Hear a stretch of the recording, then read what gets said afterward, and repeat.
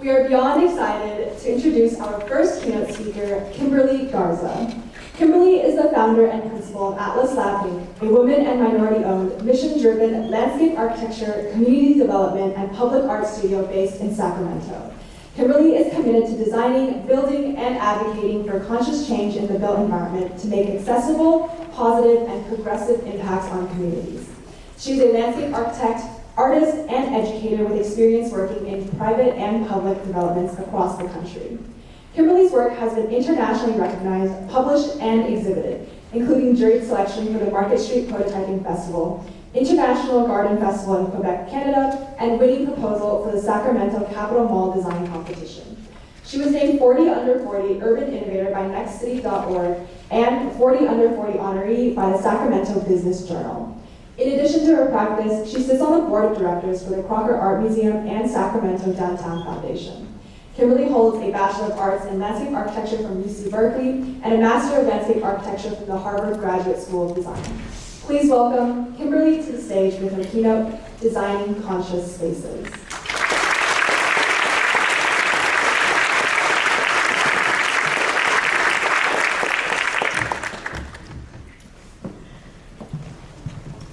Hi, everyone. Good morning.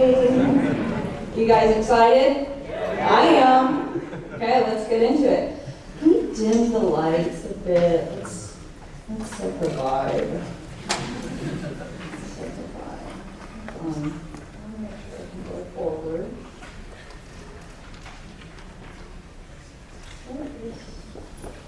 There you go. Somebody's working on the lights, I assume. Okay, great. So as noted, Atlas is a woman and minority-owned practice. I started the practice 7 years ago, so I'll tell you a little about the journey. And today I'll be highlighting the work that we've been engaged with in that time.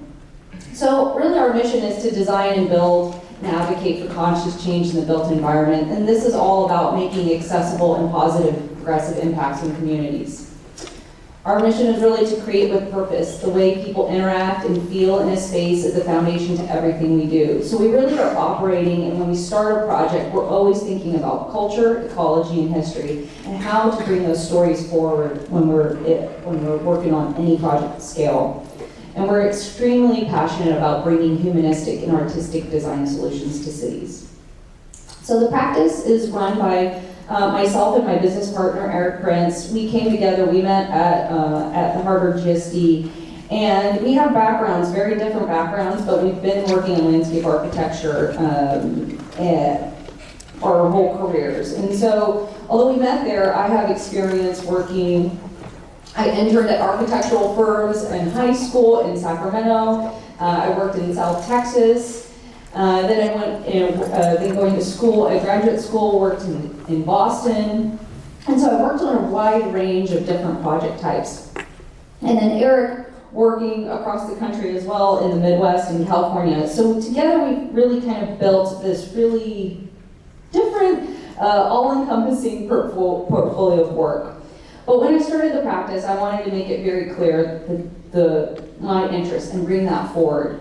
And so that is one of environmental art. That's how I got into landscape architecture. I was really struck by environmental artists and beautiful public art and said, wow, I want to do that. How can I do that? And I was also really struck by the suburban condition. Growing up in suburbia, why does the sidewalk just randomly end? And why does that parking lot have no trees? These are kind of two things that really interested me. One that's very beautiful, and one, how can we make it more beautiful? And so I've been doing that. As I started Atlas, like I said, 7 years ago, I really started doing the work, grassroots work, tactical urbanism projects. And so this was all pro bono, working in addition to my, previously my day job. But it was all about experimenting, taking really small scale projects and interjecting them into the urban landscape. And so playing with color, playing with scale, and really trying to bring whimsy to work. Because at a time where I was working, I had worked over a decade at firms, and it was so serious sometimes, and I just said, I just want to break free, and I just want to do some really more playful, colorful projects. And so through that, partnering with Eric, he really brings this portfolio of larger civic open space work. And so that has been really great because it kind of pairs my artistic interest with larger kind of scale infrastructural projects. So together, in a short amount of time, we really started to build a diverse portfolio from these smaller scale public art interventions that could last 2 days or 20 years, to development work, housing projects, institutional projects, public access, you name it, we've kind of been working on it. But this is all because we're trying to set a new trajectory and an impactful trajectory. We know that we have to deal with the challenges of climate change. We have to address this. And we know that social inequities are happening. And we know that there has been environmental degradation. And we have ever-changing technology needs, right? And so how do we bring all these pressures and issues that we need to tackle, and how do we start to create a new trajectory that responds to it? So with this, I stress this, that you guys ask yourselves these questions all the time. Who am I? What is my point of view, and what am I doing? When we start practicing, it's easy to start working at a firm or working at an agency, and you just start grinding. We put our nose down, we learn, right? We're just learning, we're understanding what design is. How do we, what is the process? How do I do construction documentation? How do I do these things?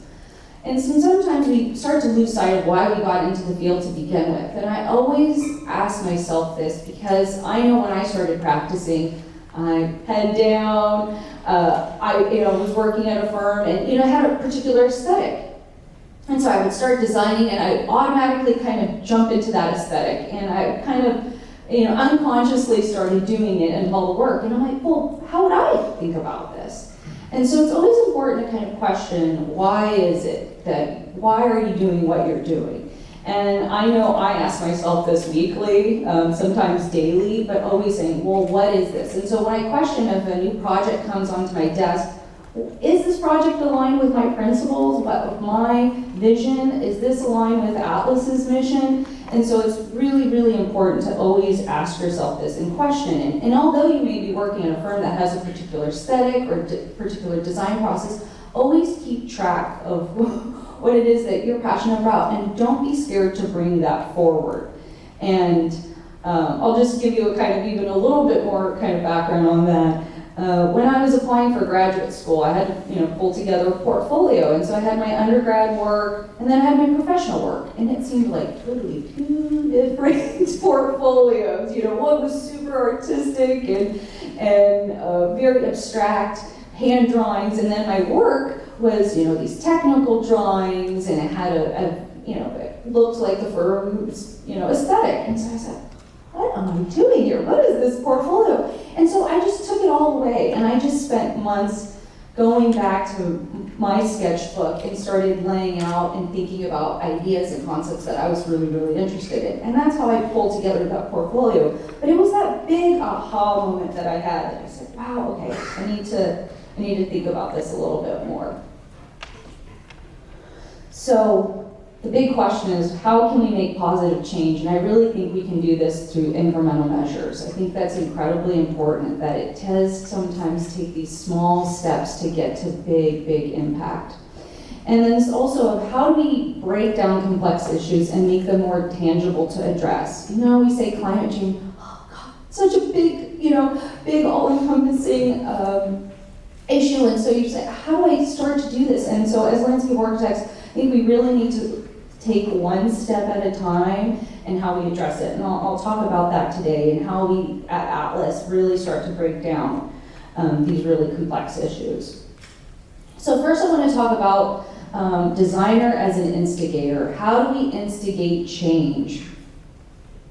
And I think as I've learned, especially in the last 5 years of practice, as we've gotten more and more work, I'm always figuring out, even though here's the proposal, here's the project scope, how can we always instigate change? So the first project I want to talk about is current research that I'm currently doing with the Landscape Architecture Foundation. And they have been super, it's been an incredible process, but it's a research fellowship that started last June and will conclude this June, so please stay tuned. We have our symposium on June 6th this year, and everybody can, if you're in DC, you guys can visit and see all the amazing work that the research and the presentations from the fellows. And also it will be streamed online, so you could participate that way. But I want to talk about really my research project. So in addition to wearing my principal hat at Atlas Lab, we're also always trying to engage in research work. How do we kind of keep pushing the profession forward? And the Landscape Architecture Foundation Fellowship for Innovation and Leadership is an incredible opportunity. It's for Olmsted scholars, mid-career, and senior professionals to participate. And usually they have about 5 to 6 participants every year. So I want to talk about my project, which is entitled Cool Conscious Cities. It investigates the causes and impacts of extreme heat and presents solutions to promote cool equity for all. So full disclosure, this project is at the 3/4 mark of progress. So the final presentation, like I said, will happen in June, but I wanted to provide a snapshot of what I've been investigating.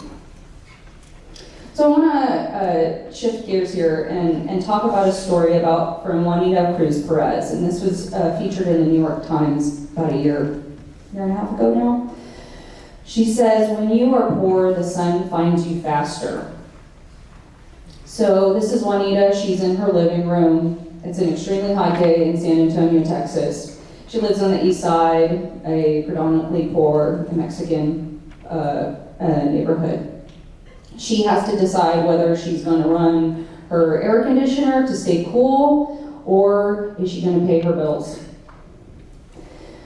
We also have residents in that community who have to rely on, public transportation, and they don't have the benefit of sitting in an air-conditioned car. They're taking the bus to work, and the challenges associated with that during extreme heat events. How they're protecting their bodies here, how there's no shade on this bus shelter. And so you start to see the impacts that this has on disadvantaged communities.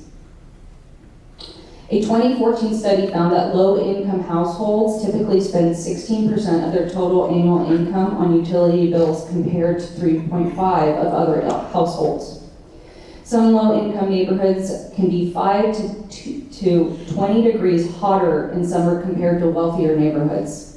And extreme heat can exacerbate serious health problems like asthma, heart disease, worse air quality, creating respiratory issues, and even death. So these are very, very serious issues that are impacting disadvantaged communities the most.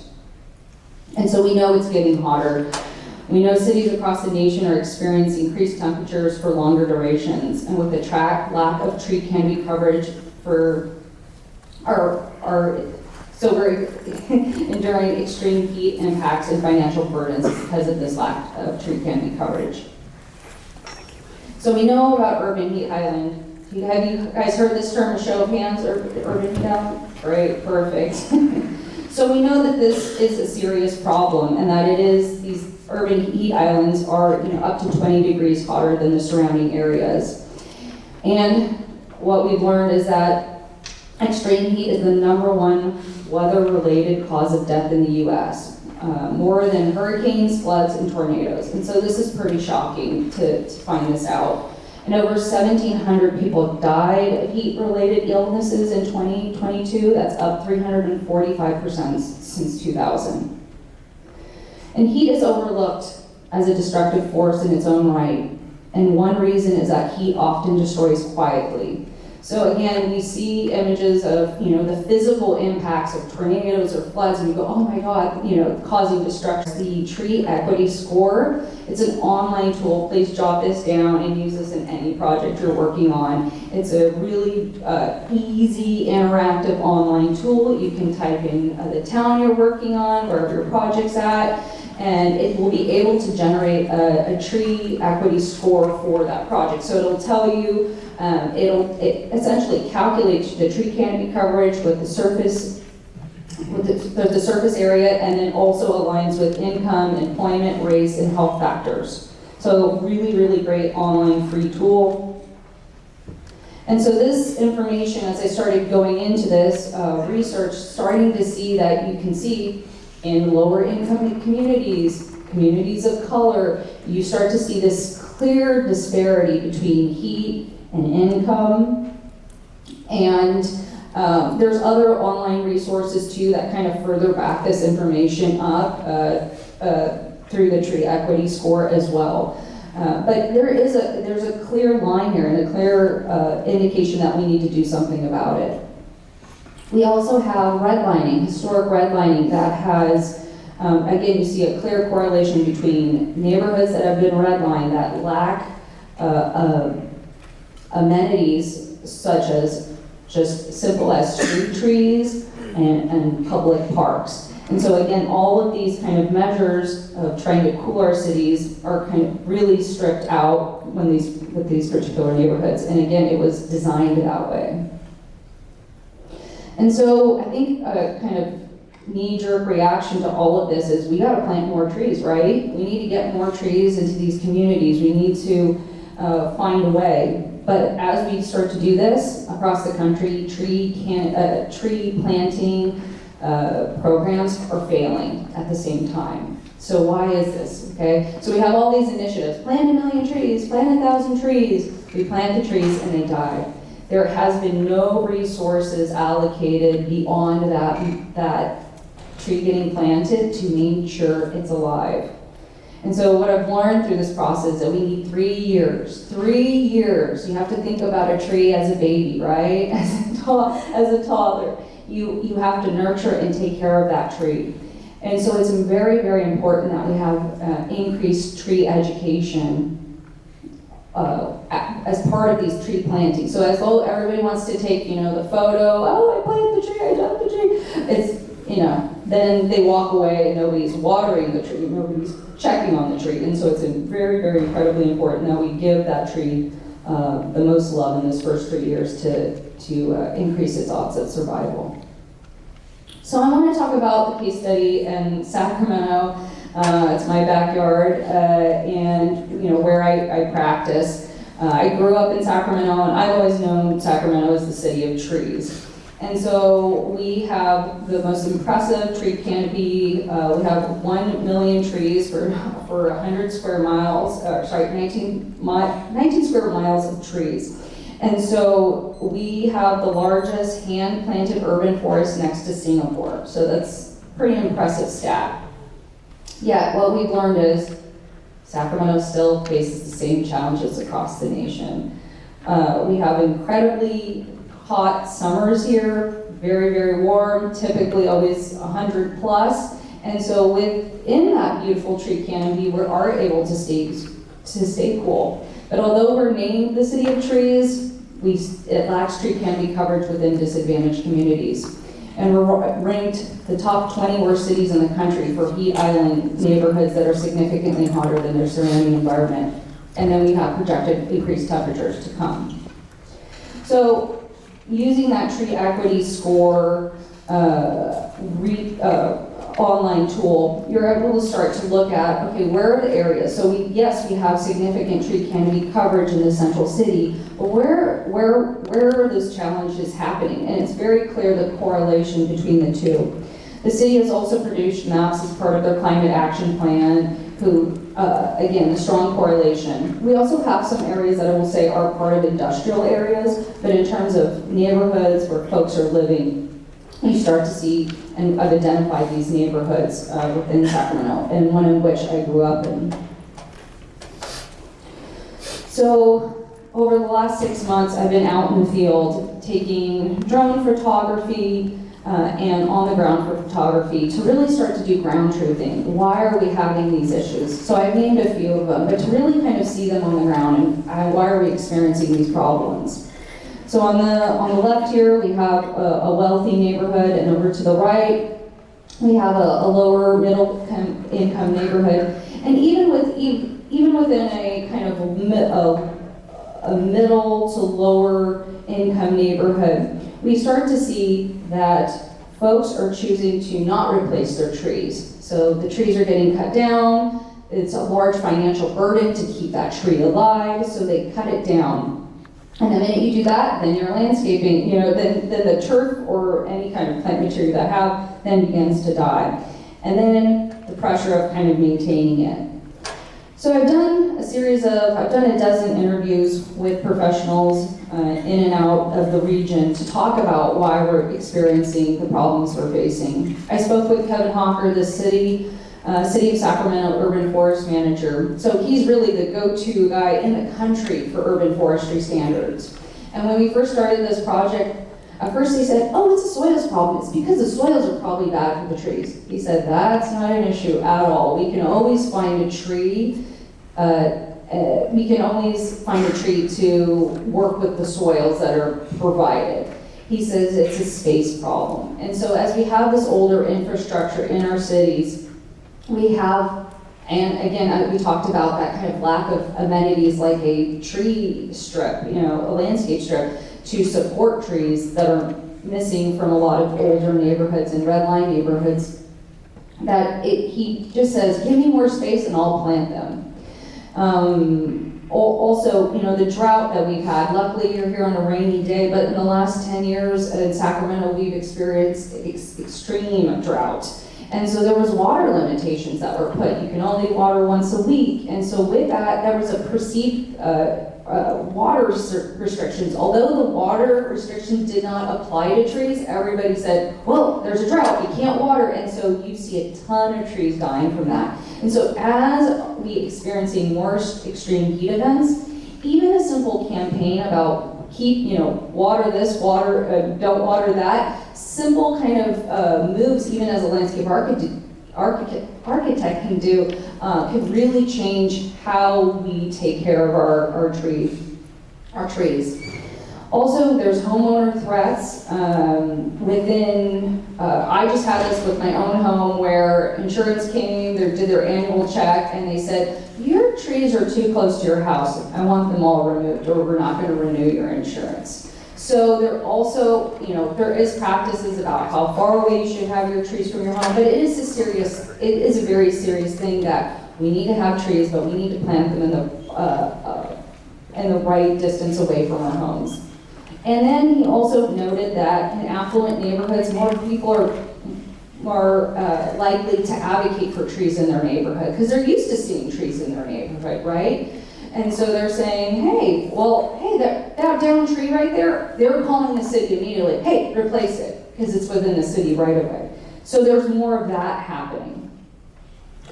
Again, boots on the ground, started to do really photography of kind of what the issues that we're seeing. We're seeing utility conflicts. So most cities are designed like this, where you have overhead utilities running along the street, right? And so with this, we're limited to what trees can actually get planted here. So in this case, we can't do a full-size canopy tree to shade this really hot, hostile, large thoroughfare. We then only could plant an ornamental tree. So typically you'll see crepe myrtles planted. If there is trees, you'll typically see then some crepe myrtles planted under that because they get to that 15 to 20 foot max height. I also talked to the Sacramento Tree Foundation that was responsible for planting these 1 million trees in Sacramento and learned the beautiful story about the local utility district partnered with the Tree Foundation to encourage tree planting, to keep they wanted to reduce energy needs in the city. And so between a utility district and the Tree Foundation came together to really create this shift and how powerful that is. And that will kind of factor in a little bit later on of kind of some of these solutions. But she did talk about the psychological barriers to planting trees. If you don't have one, she shared a story about a resident had called them and said, hey, I want a tree in my yard. I just moved to this neighborhood and we're the only house that does not have a tree in front of it. So again, the self-stewardship, if your neighbors have trees, you're more likely to want to put trees in your yard. General issues with lack of knowledge for tree care and maintenance. So although we plant the trees, it starts to grow, we need to prune it, we need to water it, we need to take care of it still. And so those are costs associated with that, which is a huge financial burden for a disadvantaged community. And then also difference between renters and owners, less engagement, less incentive. And so, and then there's a big lack of accountability when it comes to these tree planting programs. Again, they have them, but then they have these tree planting programs, but then nobody's coming back to see, did they plant it? Is it living? What do we need to do to make sure it's alive? So this is a snapshot, again, a typical condition, and all these photographs of are in Sacramento, but again, you take the tree out, the tree, then you have dead grass, it looks bad, okay, I'm just gonna deal with it and pave it. And so this is a solution that is found commonly in particular neighborhoods here, where, again, this is totally exacerbating the heat island effect, right? And so increased temperatures here.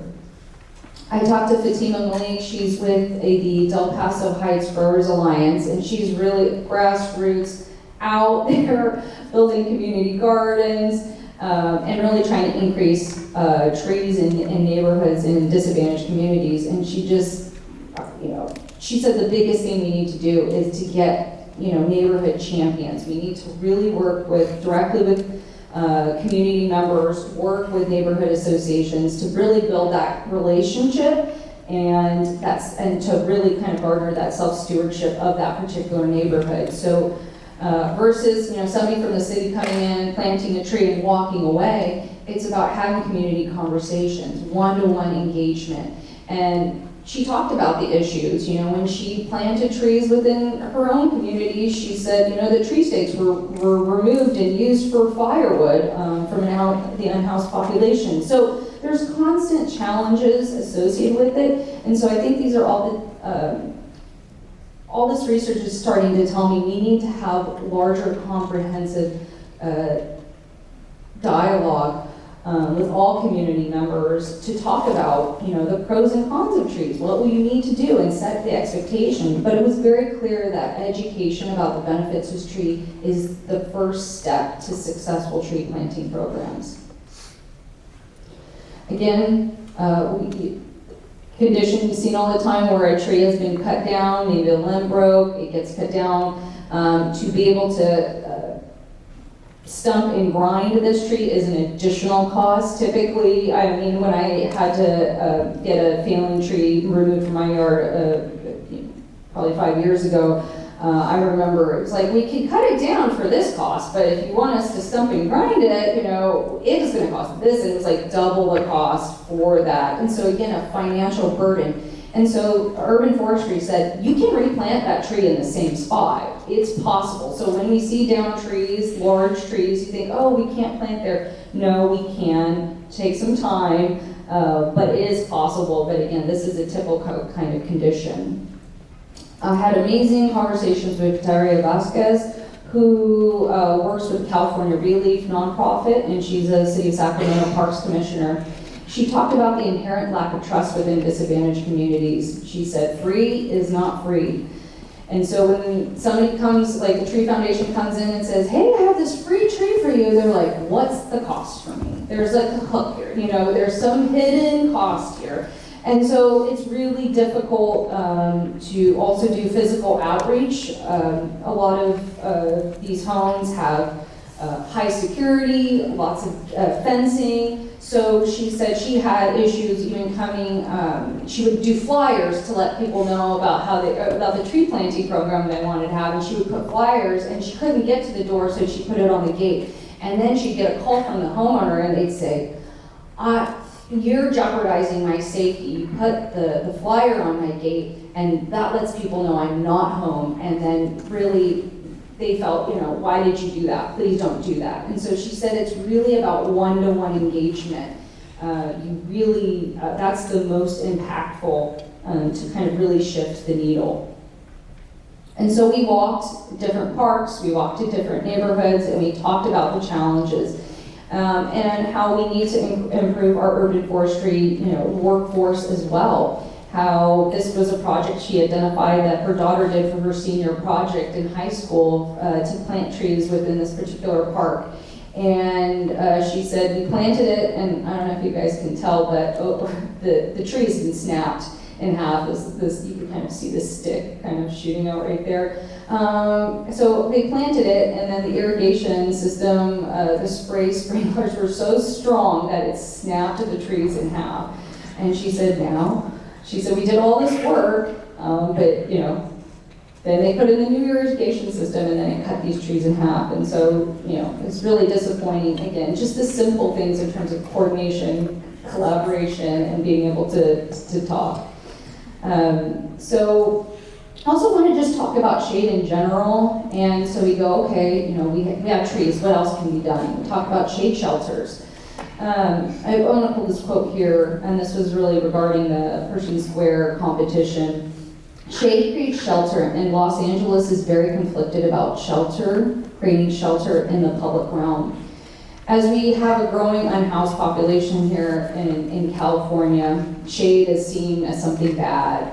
And that's another challenge we're facing, is that I even wrote an article in Arizona that they were chopping down trees. In all places, Arizona should not be chopping down trees. Chopping down trees because unhoused was, camping underneath it. And it was like, this is basic, public health and safety. And so the shade really provides critical protection.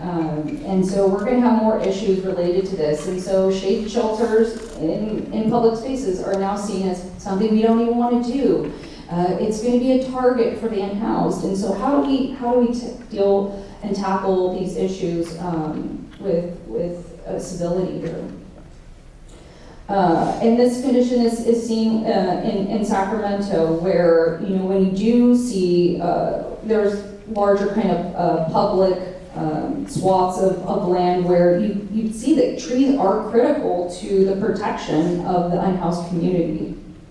You have bus stops that are have no shade at all. I mean, and this is a very active. I drive by this all the time, and it's a very, very active bus stop. No shade. Another bus stop, no shade. We have parking lots. I mean, again, this is lack permeability, there's lack of incentive. So again, you have a parking lot that's been there, built for 30, 40 plus years. How do we incentivize those landlords, those property owners? How do we get them to want to transform their parking lots to have trees? And so came across really great work in Portland, a nonprofit called DPave, and their focus on getting micro grants to be able to go into parking lots, sidewalks, schoolyards, and be able to take paving out to make room for trees. And this is where we need to really shift. I think this is like prime real estate that we can do this. And this has, again, been all shared with the city of Sacramento and their climate action plan. I've been working with them and giving them feedback on how we, taking all this research and saying, hey, we gotta bake this into this. We gotta create incentives for property owners. We need to provide grants to start to do this work. And then we have, we're talking about the kind of older street infrastructure. So we know one day this will get transformed to a complete street. Slowly by slowly, corridors within Sacramento are getting converted to complete streets where we can have a significant parkway strip and sidewalk. But in this case here, the limit, the city right away just goes up to that fence line. And so in that case, urban forestry says, where can I plant the tree? Where can we plant the tree? So we do need to, again, keep our finger on the pulse in terms of pushing for complete streets so we can transform these conditions. Another condition where, again, this was 100-degree day. I was out walking it. It was really hot. One block I walked, and it's really sad to kind of see these conditions where, again, there is totally ample room for trees here. We just need to push for it. So this is the organization I was talking about, this nonprofit that is focused on this work. So again, I think this is really the kind of way forward that we need to shift the needle with existing built infrastructure. So I've started to catalog these issues that we're having. What are the causes? Because we need to understand the causes before we make recommendations on how we start to mitigate for heat. And so, again, the big takeaways was that education and stewardship of shade is key to shift the needle within disadvantaged communities.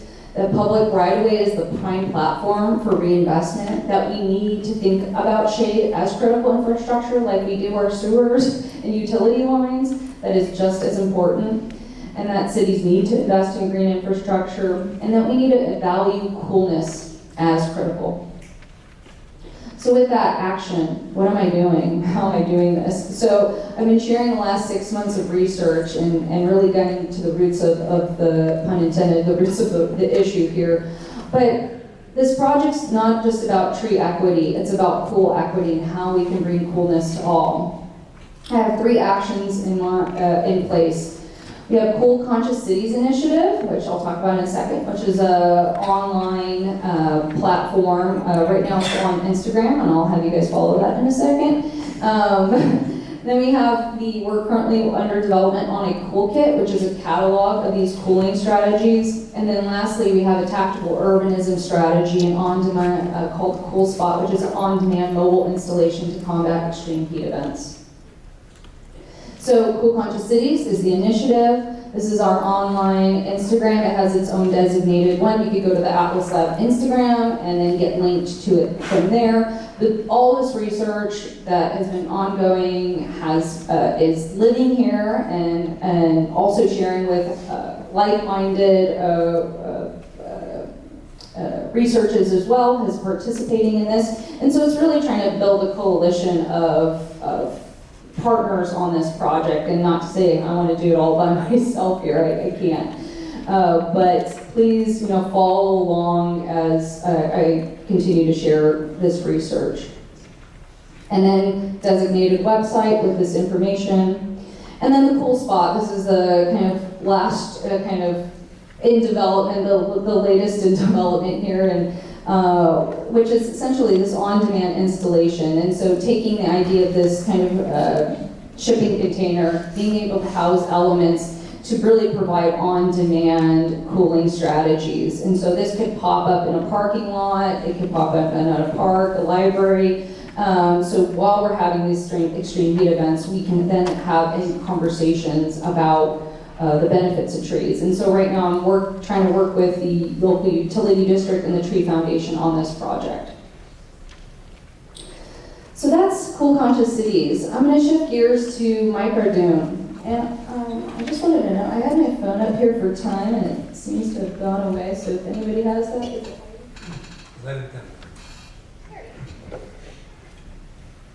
Okay, holler at me if I go over time. So I'm going to shift gears to Microdune and this project. And again, I want to talk about designer as instigator, right? Instigating change, getting down to the root of these issues and figuring out how we can evoke change. And so for Cool Conscious Cities, it's all about how can I get to the city level, the national level? How do we start to take this information and really evoke change at the policy level? So for Microdune, I want to talk about a project that started as a little teeny tiny project and how it's grown into a larger breadth of work for Atlas. So Sacramento, you're going to see a lot of Sacramento work, which is great because you're going to go on tour. I know some of you guys went on tour, so you'll be a pro and know all these places by then this afternoon. But Sacramento, you see these images and you go, wait, that's Sacramento? Whoa, that looks cool. They have a river there? Wow, never knew it. Because this is the typical experience you have of Sacramento. So this is a snapshot of old Sacramento. And believe it or not, to the left of this image is the river, but you cannot see it. It is significantly lower, we're on a levee, and so it really blocks those views.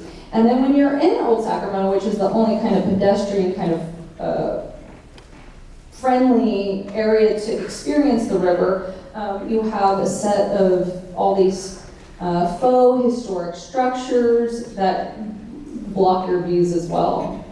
But again, starting with research, even though it's this kind of tiny idea, I always like to kind of go to the research first, and understanding that, you know, Sacramento used to be within a freshwater wetland, and then due to flooding and the need for agriculture, you know, are a levee-based system, and so these levees have really created this binary relationship between land and water here.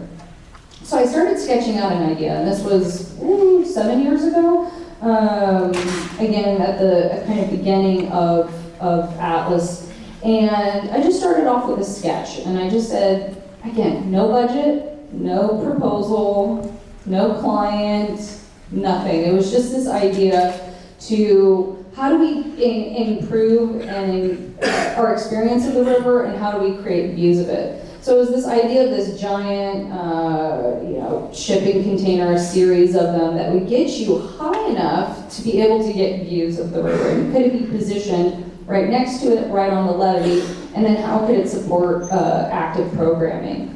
And so started sketching the kind of possibilities. And I know this kind of seems like, doesn't every city have this? In Sacramento, we don't. And so it's, we don't have a lot of great moments that we can really engage the river. And that started to change over time, slowly, but it's still not there. And so came up with these renderings of what it could be. And this was, again, just showed a rendering on a vacant parcel next to the river here. And we kind of just showed different views of it. But I was able to then just take these drawings and then share them with our local magazine, Sacktown Magazine. And so I want you guys to do these things. I want you guys to draw things and share them with people. And other than your classmates or a client. Again, no client, no project. But I just shared the story about how I want Sacramento to invest in its riverfront. And so from this, Sacktown Magazine was able to take these renderings and be able to share the story. And so this was kind of a shift in my thinking about how us as landscape architects need to use the power, the amazing power we have to draw, right? We can draw, we can visualize, and how we can push that forward. I'm telling you, people want to see your drawings. Publications want to see it, news articles want to see it. And so do not be scared to cold call and share, find that info at whatever it is, and just share your information and share your interest. And it could just be a little passion pet project or not. You'll be amazed how much attention you get from it. And it's really been helpful to really, it's been really helpful for our practice. So, of course, I had no money. No project. So how am I going to do this? It's about thinking big and starting small. So we decided to do a micro dune. And so this was taking one shipping container and saying, how can we instigate and have a conversation about the importance of the river? So again, having this chat, I had a person who randomly came up to me in the audience and said, hey, I have a shipping container business. I can give you one for free. Thanks. Awesome. Worked with my a local artist. Hey, want to paint it for me? Great. So again, this is all about kind of starting that collaboration process, talking to folks outside of the design field and being able to build and connect with your community, right? So this was paired with an ASLA event. We dropped microdune there, and we had conversations with the community. And it was like wildly successful in the sense that everybody said, thank you for having something for my family to do. I'd like to participate and give feedback more, but I can't. I have family. I can't go to the town hall meeting. So it was huge fun, huge success. It showed up at a few events, and it's fun. All of that leads to this next project.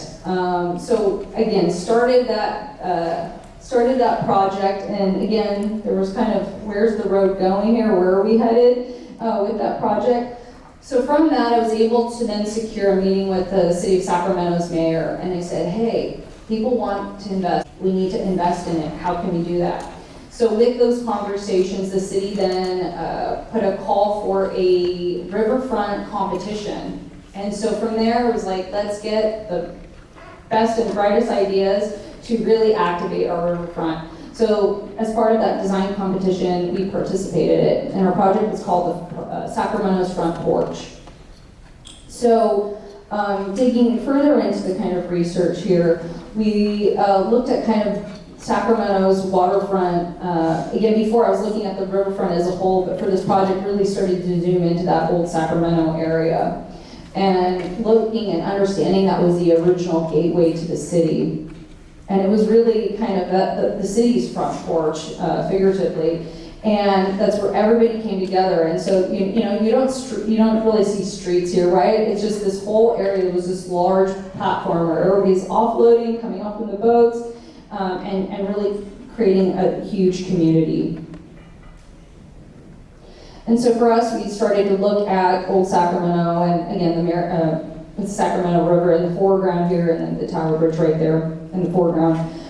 We have a series of historic buildings. We have the story of the train, a huge legacy of the train and the history related to that. And then you have these kind of vacant and underutilized buildings. And so we really identified that within our presentation, within our competition presentation to say, hey, we need to get rid of these visual barriers and start to unlock what this historically used to look like. And so as that happens, as you start to remove these visual barriers in the area, how can we enhance visual connection to the river? And how do we create a place for everyone to come to in Sacramento and have something to support a host of different activities?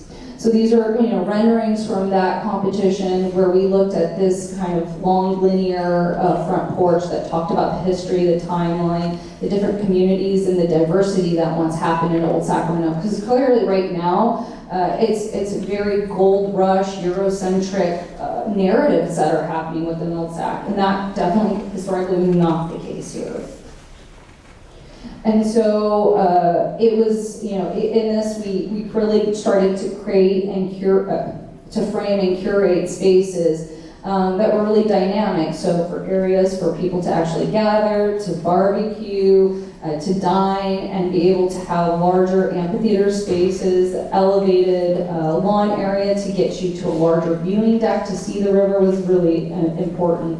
And obviously, us including public art as part of the story. And then being able to tie into the river itself and the beautiful wetlands of the delta and taking cues, those geometries, and be able to express them within this space. And we don't have splash pads or water play areas other than kind of like a traditional kind of playground elsewhere in the city. So all of that led us to, so again, we started with the microdune. We started with the dune, and we started with the then we got to the microdune, then we got to the Sacramento front porch.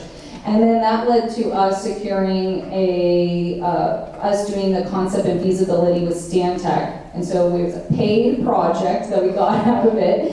And we successfully secured $42 million for funding to get this project going. And so I wish I had like a happy story about it, but COVID hit, and so those funds went elsewhere, but they are still allocated, and it's still in the works, not to the extent that is rendered here, but again, it takes those small ideas to instigate change, to tell the story of place, and I really, again, encourage you all to just know that you guys can make a difference in your community, even with a small scale project, because it can lead and grow to more. And so here, I just have a snapshot of a project we're working on for the River District. So just a little bit further north, we're working on a project where we're doing an urban design vision plan for 750 acres of space. And so it's double down the size of downtown, where we're looking at activation of the river there. It doesn't have the limitations of a historic district. It doesn't have, we have the levee, but it's completely a clean slate for us to start to implement all these things that I'm talking about from Cool Conscious Cities, how we can start to implement that and start to activate our waterfront. So this is all going to be launched over in the next month or so stay tuned for that. I'm going to talk about storytelling and the importance of being able to share a story of place. I want to talk about our project called California Cathedral. This is a public art commission.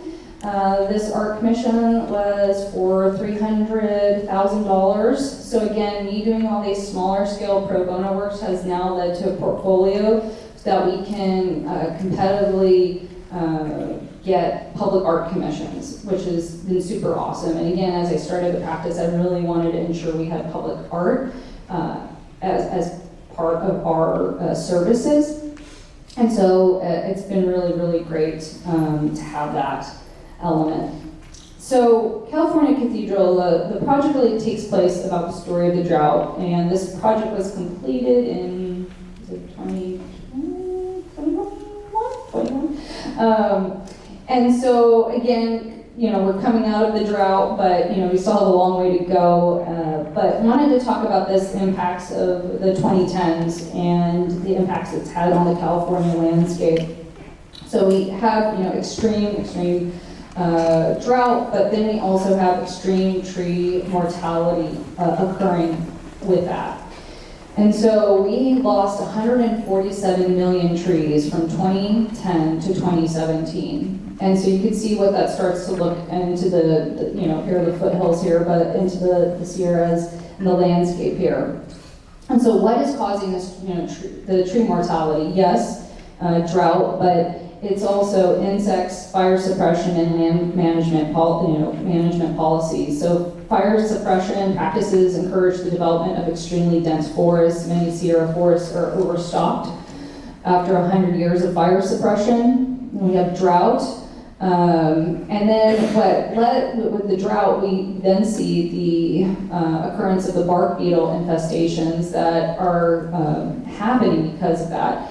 And so these are also, attacking and killing the trees as well. And so looking at the tree mortality by species, we've identified Engelmann spruce, the ponderosa pine, Douglas fir, and incense cedars as the trees most impacted in the drought. So we wanted to take that and have a story and share a story of this tree loss in California. And so we wanted to generate, and these are just, again, a series of sketches as a vertical mosaic to the trees lost here.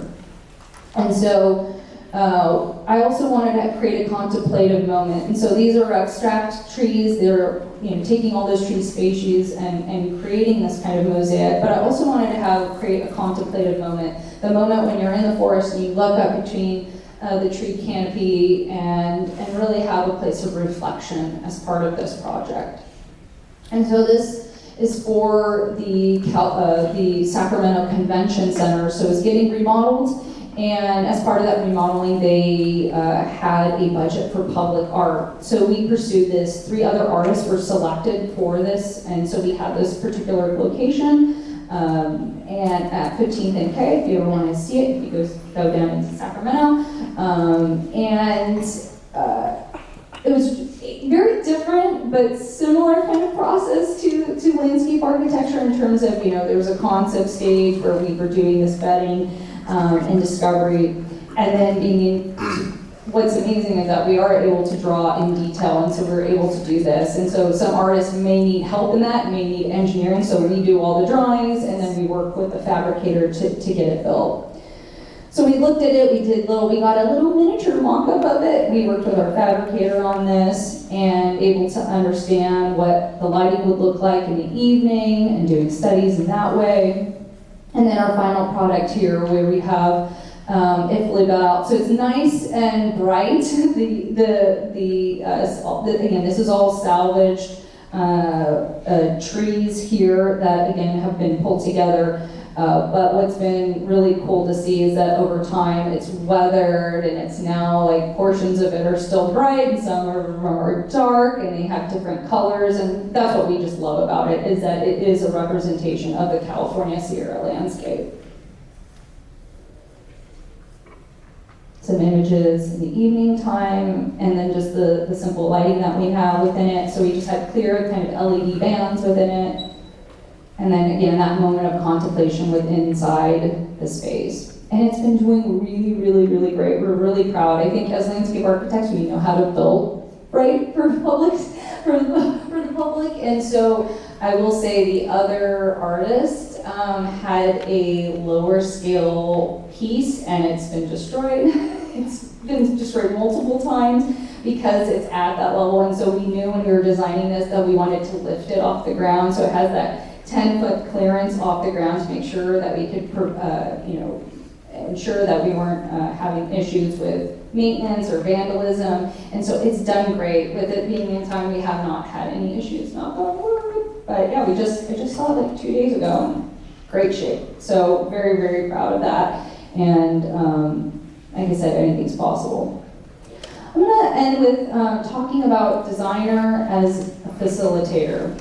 And in this case, putting the pencils down and being able to listen and to facilitate really critical conversations is really incredibly important for us to do as landscape architects. I want to talk about our Mariposa County Creative Placemaking Strategy. This project started a couple of years ago. It's been growing, and so I'll be able to provide some highlights towards the end of where we're at with it. But this was a proposal, a formal proposal that went out that we applied for. And so to give you context, you're probably like, where's Mariposa County? It's where Yosemite is. It's the gateway into Mariposa. So you're visiting if you're visiting Yosemite, 50% of the time you're probably going through Mariposa, which is a large county. But just to give you kind of a sense of scale here, you can see San Francisco and then the proximity to Mariposa.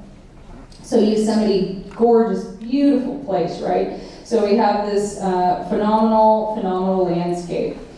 But to kind of situate it, so we going about this project, although it's at the gateway to Yosemite, the project is, the county itself is rural, it's wide, sprawling in terms of, half of it's in forest, half of it's in this oak woodland, and 50% of the county land area is federally managed, so it's a very, very unique site. But, a small population, so, 17,000 people here. So we also have, it's a space of uncertainty and vulnerability. This county experiences extreme fire events, and so this is just a snapshot of all the different kind of fire events that they dealt with and the reoccurring fires so it's an incredibly kind of sensitive ecological zone. And so as the creative placemaking strategy kind of sets out to do is to promote an authentic, engaging experience to encourage, tourism, but also for the community itself, to establish cross-sector partnership between the arts and the community and government agencies, and to, really integrate creative placemaking efforts into existing and future infrastructure. And so the biggest issue that, Mariposa faces is that, most of, within the town itself, it has, similar to Old Sacramento, this very gold rush, Eurocentric kind of identity that has dominated its cultural aesthetic, and nothing else is represented within the town. And that's been a challenge. And something needs to change, right? So this placemaking plan comes into that and kind of starts at that kind of domino of how do we instigate and facilitate change here. So we have, the typical kind of, when any city or county or agency has a kind of, we have to do a master plan. The typical is, we have a survey, online or in person, then you have a town hall presentation, then design it. From that, you take that, you go to the drawing board, you design, and you document the process. But for Mariposa County, we really wanted to really change that up. And as we were doing our investigation, interviewing different organizations, interviewing community members, we wanted to have a constant kind of loop of kind of, as we're getting feedback, we're making something, we're doing something, we're drawing something, and how does that start to test our concepts, right? We want to see, does this work or not? So I want to talk about a series of projects that we did while we were within our strategy kind of development.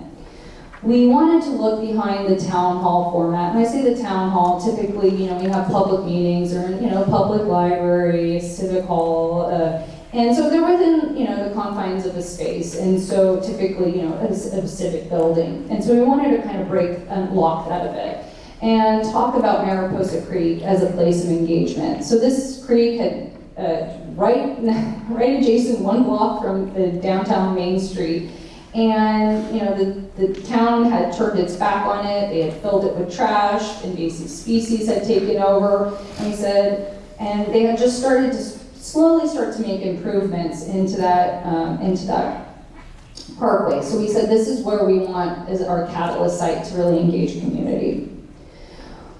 Right when we started the project, COVID happened, and so we had to pivot as our first placemaking practice is we did an online engagement survey. So this was called This Must Be the Place, and it was really asking folks about what's their favorite place in Mariposa? What is their favorite arts organization? Asking folks kind of what they wanted to see and what they like, and everybody really came to loving and wanting to express the natural and beautiful landscape there. And that was very clear that why people live there is because of the landscape itself. And so we did this, and it was great to then reinforce, okay, the Creekway is going to be our area of engagement.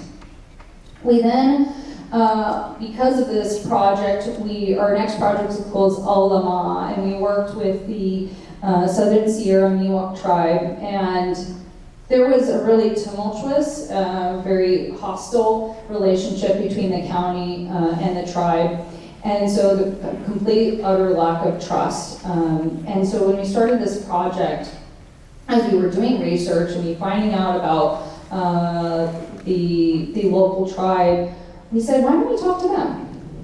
What do they want to see? And so we just literally, again, this talks about just kind of picking up the phone and being able to reach out. And it was incredible because they were super, super stoked to learn about the project. And we said, well, we really want to highlight the amazing, the artistic elements and highlight the tribe's beautiful cultural practices. And they said, we're totally down to do that. And so as we learned through it, we wanted to highlight basketry, right? And typically in Yosemite, they have this beautiful, gallery of beautiful baskets untouched, behind the glass. And we wanted to really kind of break that down and that kind of disconnection between that practice. And so what was really fantastic was that the women of the tribe are only allowed to make the baskets. And so we facilitated that process, and we told them, hey, we want to create a platform. We know that not everybody knows how to make baskets, but we really want to highlight this. And so they started to come together, and they talked about how healing the process was for them, that all the women came together only one woman in the tribe knew how to make baskets, and so they worked on a cradle basket in this instance, but they all came together to learn about how to do this, and it was a very healing experience that they all came together, and over, it's like a couple of months, they had these weekly meetings where they come together and make. So that was super, super awesome. And then we had our, what Atlas did was just essentially create the platform for this to be, displayed. And so we created these series of installations along the creek. And again, QR code associated with it so people could participate in the survey that way. We also highlighted all the plant material that was used to make the baskets that were found originally from that creekway. So we were all kind of tying back to place, and it was really, really incredible to see. We also talked about stewardship. So using that same model, we also had the seed share. This was all about kind of, this is just free seeds, again, highlighting all those species that were within the creekway itself. So we stock these, anybody who's able to grab them. They get used pretty fast, so it has to get restocked quite frequently, so that's great. But this idea of stewardship of the land and talking about the importance of land, and as we heard those themes through the surveys, really just reinforcing that. So as we were doing a placemaking vision strategy, we're implementing placemaking strategies within during that duration, which is really, really great. And then the great feedback we heard from it. I see, I'll pull a quote here. I see mostly pretty pictures of tourists and not much thought-provoking art in any form. Less about the gold rush, about the experiences and perspectives of people of color. Collaboration in a small town like this can lead to truly life-altering projects within the community. And so it is phenomenal to, again, we're not telling folks what to do, we're listening and we're facilitating and be able to just create space for these conversations to take place. So from this project, all the kind of project implementers from the Mariposa Arts Council collaboration, the county itself, the Sierra Foothill Conservancy, the Southern Sierra Miwok Nation, we were all this work going into the placemaking strategy secured $9.1 million in new grant funding to further, which has been really great on really continuing this work. And so we have the output of the booklet itself, again talking about all those kind of materials on the creekway and what kind of cultural artifacts it's able to support. And then how the impact of this project has been able to secure additional funding for the creekway through prescribed burns and then further collaboration with the tribe. And then lastly, out of this, which we currently have this as an active project, we were able to secure funding through the Clean California grant, which is the Mariposa Gateways Enhancement and Murals Project. So working with the tribe, we're setting up a new gateway monumentation in the county. Currently when you come in, there's like one kind of billboard sign that says welcome to Mariposa, but now it also says welcome to Mariposa in the tribe's language. So that's been huge because they've never had land acknowledgement within the county. So we worked on a series of gateway monumentation reflective of the tribe and working closely with them on what is appropriate and not appropriate, what materials to use. And then did a roadshow where we went to coffee shops, schools, and different, through the Arts Council itself, and went around the county talking about these concepts and getting buy-in, input, and being able to solidify the final design for this. And then going before the Board of Supervisors to get the project approved. And you can see in this bottom left-hand image, that's the entire tribe showed up in full support of this project. And there was going to be, what we heard, rumors that, some person was saying, no, not here, we don't want this. And then the full tribe showed up and nobody said one thing. So it was really, really awesome to get the project pushed forward and approved. And again, incredible engagement and collaboration. And so here's some views of it. It will be getting installed in June of this year. We're working with the fabricator here. It's a depiction of the northern earth feathers, which is very, very important to the tribe. And so we have that. There's also another installation. Again, these are all associated with highway due to the, it being a highway grant and beautification project. So it has been modified. We've had to value engineer some things, but this particular one at this large major intersection is going to be going in June. And then lastly, We've also worked with Inkwell, very famous, awesome muralists who have also worked with the tribe to paint a series of murals within the town. So again, right now, all the murals in town are about the gold rush, and this is the first that says welcome. And so this is, again, been an incredible journey. So with that, I'd like to thank you all, and thank you all for really giving some space and time to listen today, but also just, I really want to end with really pushing you guys to be the facilitators, to be the instigators, to be the storytellers when you're working, and really start doing the work now. You don't need to be waiting or practicing for 20 years to make the change you want to see. So with that, I'd like to open it to any questions.